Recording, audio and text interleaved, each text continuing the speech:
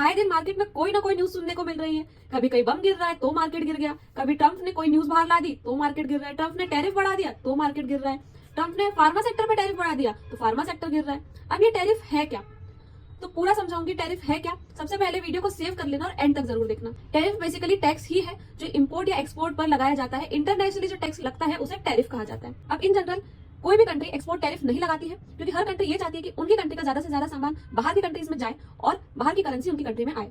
तो बेसिकली ये import tariff ही होता है। तो ये 4 तरह के टैरिफ होते हैं। सबसे पहला आता है स्पेसिफिक टैरिफ। यहाँ पर फर्क पड़ता है सिर्फ क्वांटिटी से।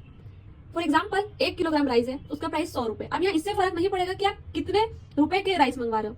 अगर आपने 10 किलो मंगवाए तो उस पर एक स्पेसिफिक अमाउंट यहाँ पर आपका टैक्स लगेगा। इससे फर्क नहीं पड़ता कि आप कितने रुपए के मंगा रहे हो। फिर आता है एड वैलोरम टैरिफ। यहाँ पर इससे फर्क नहीं पड़ेगा कि आप यहाँ पर कितनी क्वांटिटी मंगा रहे हो।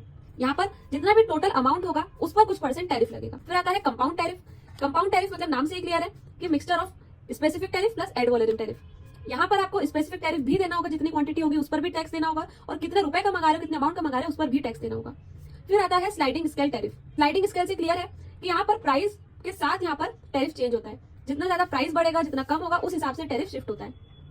फॉर एग्जाम्पल 1 लाख का कोई भी आपका सामान है, उस पर स्पेसिफिक टैरिफ तो लगेगा ही, और उस पर एड वैलोरम टैरिफ भी लगेगा। अब यहाँ पर कोई 10 लाख का सामान आप मंगा रहे हो तो उस पर 800 टैरिफ हो जाएगा स्पेसिफिक टैरिफ, और एड वैलोरम टैरिफ हो जाएगा 15%। तो वो आपके प्राइस के अकॉर्डिंग स्लाइड होता जाएगा।